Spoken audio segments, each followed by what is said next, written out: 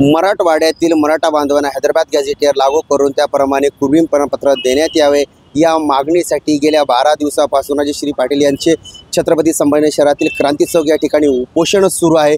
मात्र प्रशासनाकडून कोणतीही सध्या हालचाल दिसून येत नाही। तर दुसरीकडे आपण पाहिलं तर याच उपोषणाला आता टीका टिप्पणी सुद्धा केल्या जात आहे। तर आपल्यासोबत या ठिकाणी आहेत राजश्री काय सांगाल तुम्ही? आता 12वा दिवस आहे, कुठे हालचाली दिसत नाही आणि दुसरीकडे तुमच्याबद्दल आता काही पोस्टेस व्हायरल केल्या जात आहे आणि तुम्ही काही माध्यमावर हे सुद्धा आलंय की तुम्ही उपोषण सोडलंय म्हणून। मी उपोषण सोडलेलं नाहीये। आमचा उपोषणाचा पवित्रा कायम आहे जोपर्यंत आमच्या मागण्या मान्य होत नाहीत। 17 सप्टेंबर हे आम्ही सरकारला शेवटचा इशारा केलेला आहे आणि जे कोणी ह्या गोष्टी करत असतील, मग ते टीका टिप्पणी असेल, पोस्ट व्हायरल करणं असेल, माझं त्या सर्व बांधवांना एवढंच सांगणं आहे की मी मराठवाड्याच्या न्याय हक्कासाठी लढते। त्यामुळं ह्या टीका करण्यावर, षडयंत्र करण्यावर जास्त एनर्जी वेस्ट करू नका। जी आपली ताकद आहे ती आपल्या मराठवाड्यातील मराठा बांधवांसाठी वापरा, ना की या रिकाम्या गोष्टींमध्ये वेळ वाया घालवू नका। आपल्या संदर्भामध्ये आपण मराठा नाहीये म्हणून असं देखील बाळासाहेब सराटे यांनी एका माध्यमाच्या चॅनलवर सांगितलेलं आहे, याकडून कसं बघता?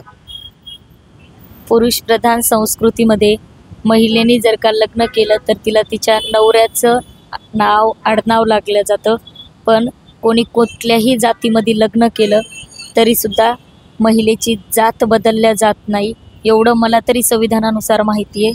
आणि संविधानाने प्रत्येकाला अभिव्यक्ती स्वातंत्र्य दिलेलं आहे, प्रत्येकाला आपलं आयुष्य जगण्याचा अधिकार आहे। त्याच संविधानाने प्रत्येकाला उपोषण आंदोलन करण्याचा अधिकार आहे।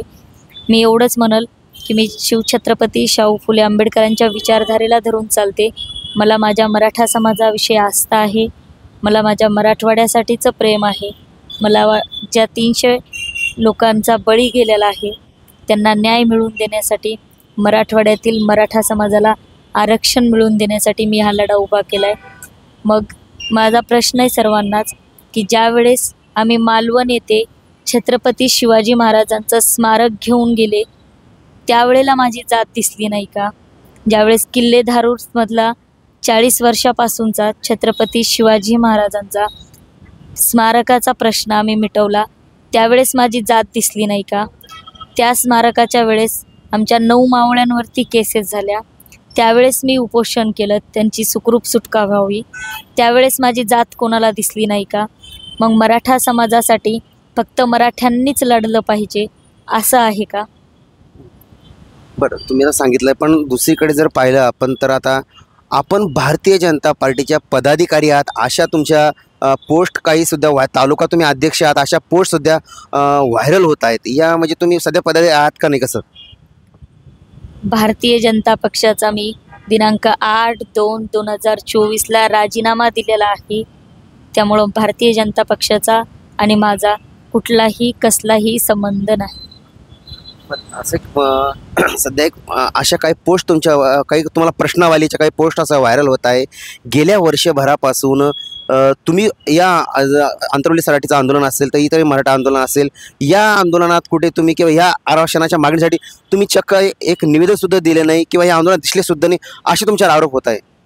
गेल्या वर्षभरापासून मी धर्मवीर छत्रपती संभाजीराजे शौर्य प्रतिष्ठान या संघटनेमध्ये कार्य करत राहिलेले आहे। त्या माध्यमातून मग स्मारकाचे प्रश्न असतील, तळागाळापर्यंत लोकांपर्यंत जाऊन मराठा आरक्षणासंदर्भातल्या लोकांच्या भावना असतील, हिंदुत्व या विषयावरचं कार्य असेल, अशी बरीचशी कार्य वर्षभरापासून मी केलेली आहेत। त्याचबरोबर राहिला प्रश्न, जे काही आंदोलनं चालू आहेत त्या आंदोलनकर्त्यांशी सुद्धा मी भेट घेतलेली आहे।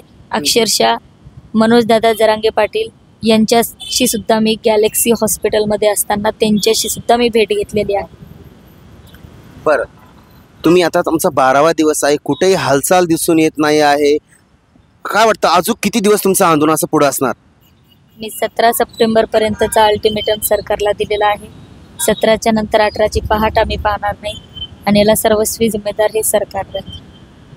निश्चित आपण जर या ठिकाणी पाहिलं तर हा जो सरकारला जो आहे या ठिकाणी एक अल्टिमेटम या ठिकाणी देण्यात आलेला आहे। 17 सप्टेंबरपर्यंत आम्ही वाट पाहू, त्यानंतर दुसरा दिवस आम्ही पाहणार नाही असा थेट इशारा जो आहे आंदोलनकर्त्यांनी यावेळी देण्यात आलेला आहे. मात्र आता 12वा दिवस आहे, अजूनही प्रशासन हालचाली करताना पाहायला मिळत नाही. मात्र आता तरी हालचाली करेल का आणि नेमकं मराठवाड्यातील मराठा बांधवांना आरक्षण मिळेल का हे देखील आता पाहणं महत्त्वाचं तेवढंच ठरणार आहे. मी देवराज राळे, न्यूज स्टेट महाराष्ट्र, छत्रपती संभाजीनगर.